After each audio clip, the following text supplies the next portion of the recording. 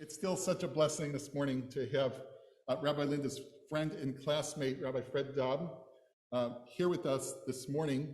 Rabbi Fred, as I said last night, I don't think it was very funny, but I'll say it anyway. So somebody took some kind of rabbi longevity and service pill when they graduated, because Rabbi Fred has been serving, I think, for 27 years. Is that correct? Something like that since 1995 at congregation, our sister, fellow Reconstructionist congregation, the Adat Shalom in Bethesda, Maryland. So they are also blessed to have such. This is also a year of celebration for Rabbi Fred, because at the end of the year, all the rabbis from this class are celebrating 25 years of being in the rabbinate and serving in the rabbinate. So it's also a celebration here, Rabbi Fred, to have him here. And he has been also, as many of you know, a longtime leader in the Jewish environmental field, so definitely a rabbi and a teacher for me.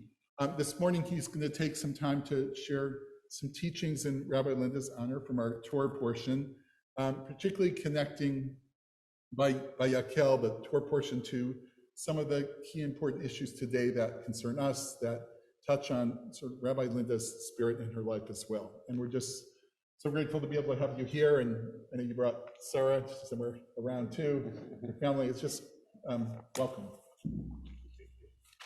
What an honor and what a delight and what a sister community relationship, even before we came on the scene. So Mazel Tov to all of you. This is a communal celebration.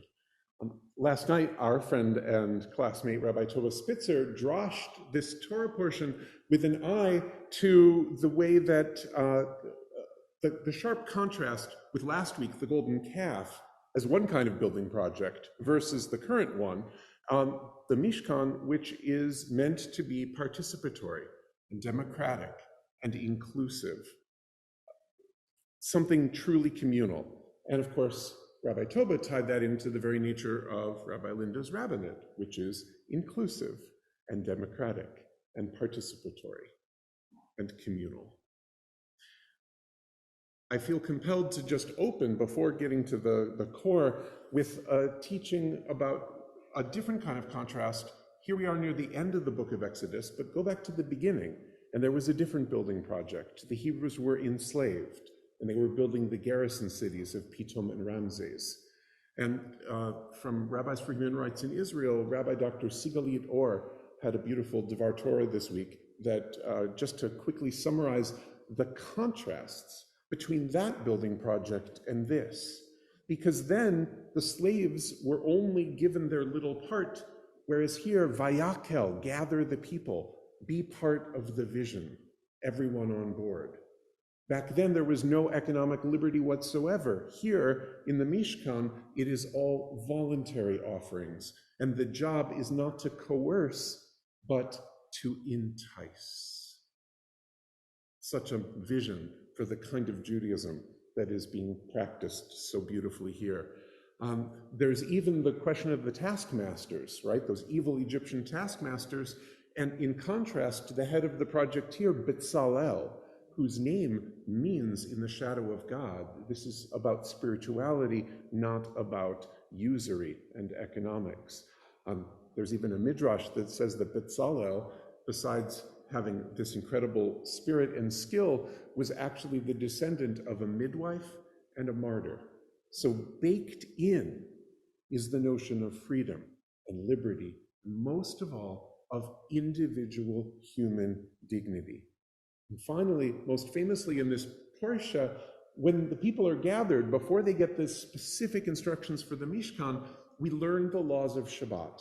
And it seems like a non sequitur, but when you look at it in context, from a human rights perspective, it says that even Davka, precisely in building the sacred, we will not overtax anyone. We will honor the rhythms of life and of liberty and of restfulness. Something incredibly powerful there. For all the backsliding within our people's history, personal dignity and agency are baked into our beginnings. A proto-democratic impulse of sorts lies at the heart of Torah. And beautiful communities under beautiful leadership like this flourish when that democratic spirit within our tradition is allowed to flourish. Our souls thus weep a bit extra this Shabbat for the people of Ukraine, a land with 1,000-year history of Judaism. And here we're talking about Moses' Mishkan, and of course, Prime Minister President Zelenko being of Mosaic ancestry himself. The parallels between Putin and Pharaoh are too easy, so I'm not even going to go there. But this is a moment into these dark days for Eastern Europe and the world for us to shine the light of Torah and make Moses' Mishkan and its inclusivity and its honor for the inherent worth of every human being, make that the model for building a world with human dignity at its center. As in the macro, so in the micro, in the building of community. In this light, and under Rabbi Linda's spiritual direction, this is a Mishkan.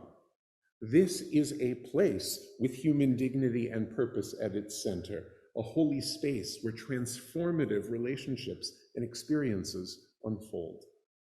Hareze Meshubach. Here, it's actually Shabbat Shkalim. We're getting already into the Pesach thing. That's a line from the Haggadah. Hareze Meshubach. This is worthy of calling out for particular praise when that kind of flourishing happens because of the centering of the inherent value and dignity of each and every one of us. To honor two particular strands of Rabbi Linda's leadership, I wanted to amplify this idea of transformative relationships and experiences and take it further in toward the self and further out toward the world. Outward, this is tikkun olam, repairing our broken world as best we can. Inward, this is derech hamusar, the path of musar, the journey of fused spiritual and ethical growth through transformative self-awareness. These are both areas in which I've long looked up to Linda and learned so much from her. I know that so many of you have as well. So it seems appropriate to honor a dear friend and colleague with a bit of Torah where those two, tikkun olam and musar, meet. So to introduce this section, first let's sing 4 words, 4 values, 4 virtues, or attributes, midot as we call them, ahava, v'rachamim, chesed, as so beautifully shared earlier, v'shalom, love and mercy, loving kindness and peace. If you don't know it the first time, you'll know it the second. Ahava v'rachamim,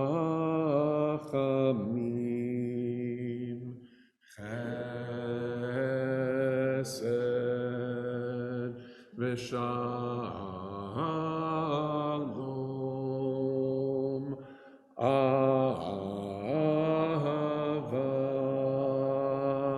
v'rachamim,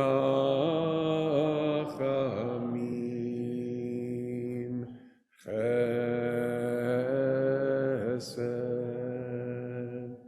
v'shalom.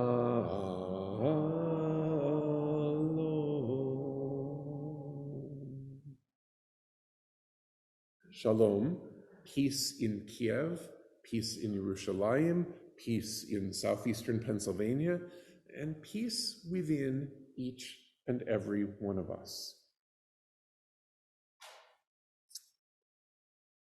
Not only peace, mercy, love, all the rest of those good midot, that's a fine blessing, but it's so much easier said than done. How we get there, that is the power of musar, where Torah meets psychology, where spirituality meets discipline, where ethics are made personal. If you're not already aware of and into musar, then I bless you to just keep coming to BI and keep learning from Rabbi Linda. and from Rabbi Nathan and almost Rabbi Aya, and from so many of the incredible lay leaders that I've been blessed to get to know over the years through these connections. I share with all of your clergy a particular passion for creation, living lightly and respectfully on earth. I even had the honor of teaching that here before. Crucially, we believe in centering environmental justice in all that we do, aware that climate change and other impacts are not only a threat to our own progeny and an affront to the divine gifts that we've been given, but also a manifestation of the worst racism and colonialism, in that those who did the least to contribute to the crisis are the first and worst hit victims of it, least able to adapt. That's the poor, BIPOC, Black, Indigenous, people of color, the global South. There is no form of tikkun olam, world repair, more needed than turning the climate juggernaut around. Enter Musar, or I like to call it eco-Musar, an approach which recognizes that we already broadly know right from wrong. Our challenge is to connect head with heart. Rabbi Elia Lopian, one of the great Ba'alei Musar of 2 generations ago, said, Musar is all about helping the heart understand what the head already knows. This is an approach that helps us break through our habits and our defenses and our rationalizations to help us choose the just and sustainable and moral path, not as the product of deliberation in every single instance, but as a matter of course, because we've already shifted our orientation, improved ourselves via focused work on those internal attributes. We've already become the kind of people for whom unjust living, status quo fossil fuel use, cavalier disregard for the victims of climate change, unsustainability are simply not an option. Musar's very structure, putting emphasis on menschlichkeit, balancing among our midot or attributes, identifying our choice points, our bechirot hanikuda, that help us spot and focus on the current best opportunities for moral and racial and ecological awareness and growth. Insisting on sober self-awareness, a deep cheshbon hanefesh, soul accounting, and so much more.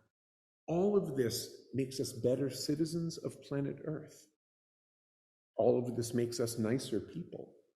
And ultimately, at a deep level, all of this makes us happier people. All done in a Jewish sacred communal framework. And the particular midot or attributes, the study of which within ourselves and in Torah, because the beauty of Musar is that we actually treat people as Torah. Right? Because we embody it, but we also become Torah for each other.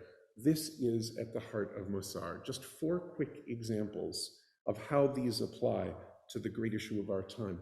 Emet, truth, as in facing inconvenient facts, inconvenient truths, defending science, following the data to deliver the greatest savings for the earth and its inhabitants that we can at any moment. Kavod, honor, treating others with the full heaviness and dignity they deserve as creatures created in the divine image, practicing proactive kavod by centering those voices that are too often dismissed lightly, voices from the developing world, voices of the marginalized. Achrayut, responsibility, noseh be'ol zulato, as Musar talks about it, bearing the burden of the other, doing the right thing even when, precisely when, it's difficult and uncomfortable and inconvenient.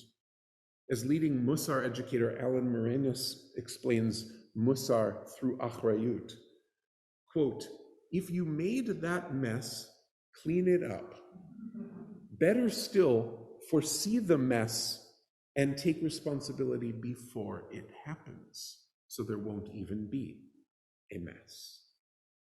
This goes equally for the mess in our household, our shul, our town, our world. In each case, tradition insists we bear responsibility, achrayut. And finally, anava, humility. It's defined in Musar as taking up the right amount of space. Usually this is an individual concern, but what about collective footprints? A species taking up the right amount of space. There was an alarming study by Israeli and California researchers in 2018 about mammalian biomass. Stay with me here.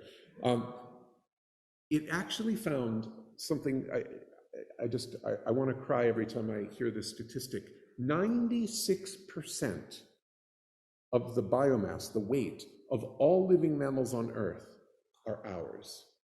First and foremost, the livestock that we domesticate with their outsized carbon footprint, and then the biomass of 8 billion human bodies, leaving only 4% from whales and elephants to moles and voles. Only 4%. Clearly, we need some right sizing. And I believe that the path of Musar can help us get there. Bringing this back to the Parsha, sacred architecture, as embodied in the Mishkan, must have Shabbat at its heart, rest and limitation. The opposite of growth for growth's sake, or profit for profit's sake. Sacred architecture must take up the right amount of space in a communal, non-coercive, inclusive way that allows for the flourishing of all life. Especially reading Vayakhel in this Shemitah year, when this consciousness stretches across far longer cycles, let's heed Torah's call to root sustainability and justice across our economy and our society. And bringing all this back to your rabbi, who is a brilliant teacher of and embodiment of those very midot, of truth and honor and responsibility and humility.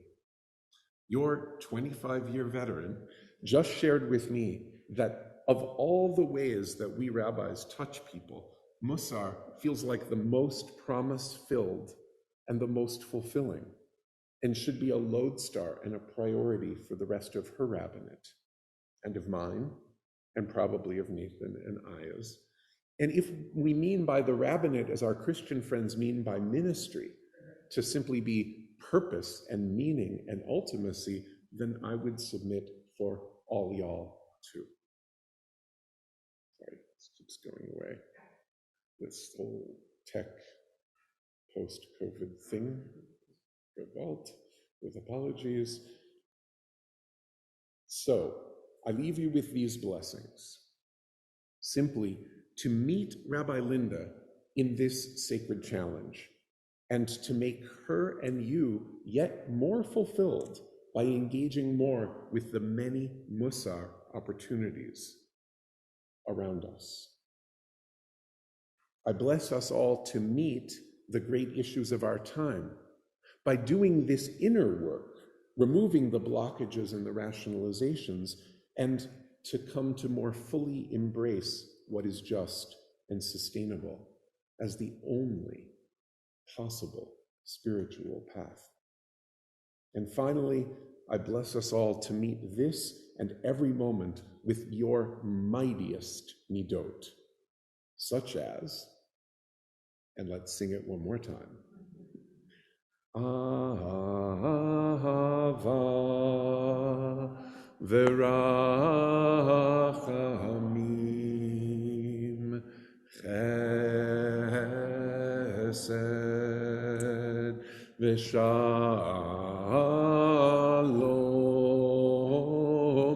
ahava v'rachamim chesed v'shalom Shabbat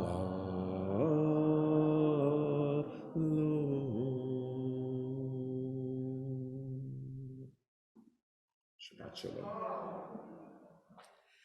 Thank you. I think I'm going to conclude with the Shehecheyanu blessing to stop and acknowledge gratitude for the gift of life, for being carried to, being present for a special moment. I think I'll conclude with that. In the Amidah, we begin by acknowledging our ancestors, so I actually want to add something I hadn't planned on saying, which is to just to give thanks and to bring the spirit of my parents, Bert and Anita Potemken, here with me. In 25 years, so much changes, and in 25 years, we lose some of the people who were with us and so precious, but to acknowledge those that gave us an extraordinary foundation, and I want to bring their humor into the room with gratitude for my mother's incredible support, and part of that support was honesty, which I treasure in retrospect. And I just have to tell you something my father said the night before our rabbinical school graduation. My friend Dale Friedman had thrown a party because 6 years of school were over. I was going to become a rabbi the next day. And my dad gave a speech. And he said, my dad was a bit older than my mom. He was part of the great generation. He was a veteran of World War II. He had been an officer. And he said, I'm so proud of you, but I'm going to say something that they said to me when I finished officers training. And they said, Potemkin, never forget, you still put your pants on one leg at a time. So please know that even though you have been extraordinarily kind and generous with all your remarks, I know I still put my pants on one leg at a time.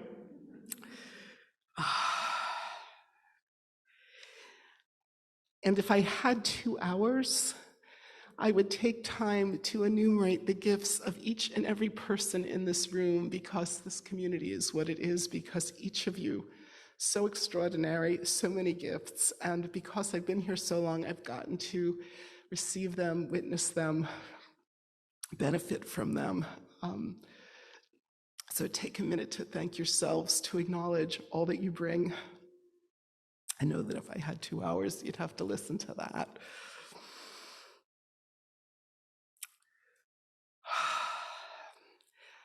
So thank you for this special Shabbat. I want to say one more thing. That was about the ancestors. I just also want to thank my amazing family, my amazing spouse and daughter, who make me a better person every day.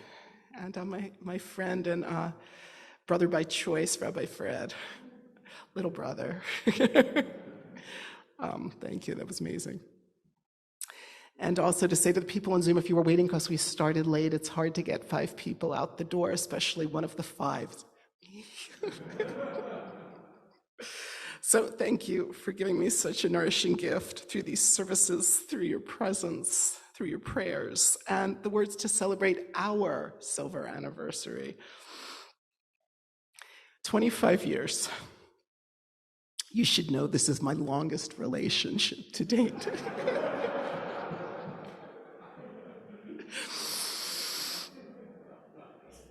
So I want to thank you, my partners, for what you have brought to our relationship. Your big hearts, your generosity, your wide-ranging talents, your hard work, and as in any functioning relationship, your acceptance of me.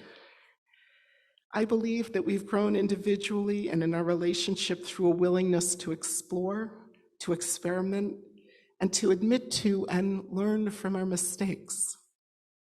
Sometimes we have absolute clarity, and sometimes we stumble along, but we know that by leaning into Torah wisdom and by leaning on one another, we'll figure it out. 25 years, and we're still here, despite all our losses and challenges, despite this crazy pandemic, which makes the presence of one another together in this room so much more precious. Despite the fact that overall small liberal congregations are struggling. But we've got something special here, and you know that because you built it.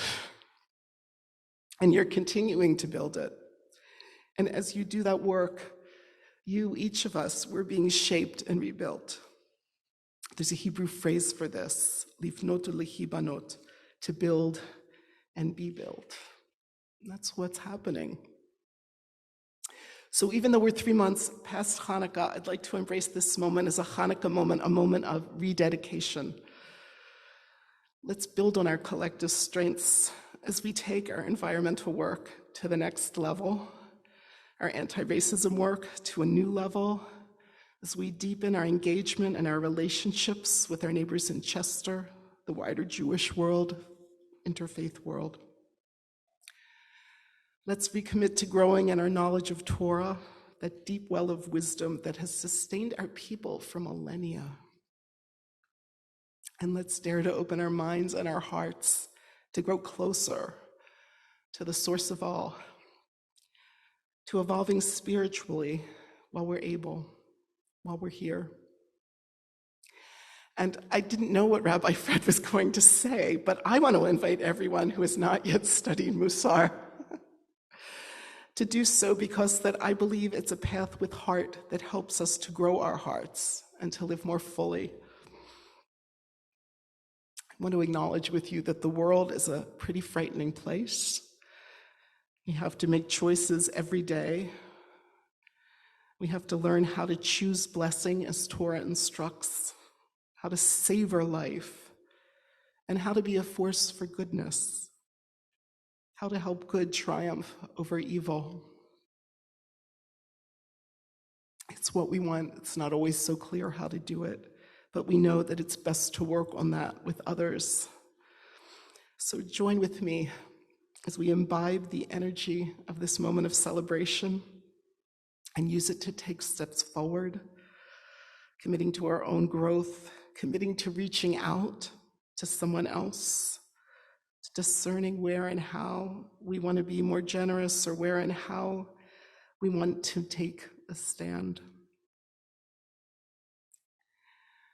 And just take a moment and breathe in this precious gift of life. Let's never take it for granted. So in honor of our anniversary, our silver anniversary, please join me in the Shehecheyanu. Baruch atah Adonai Eloheinu melech ha'olam, Shehecheyanu v'kiyamanu v'higianu lazman hazeh. Rabbi Nathan, everyone, thank you so much.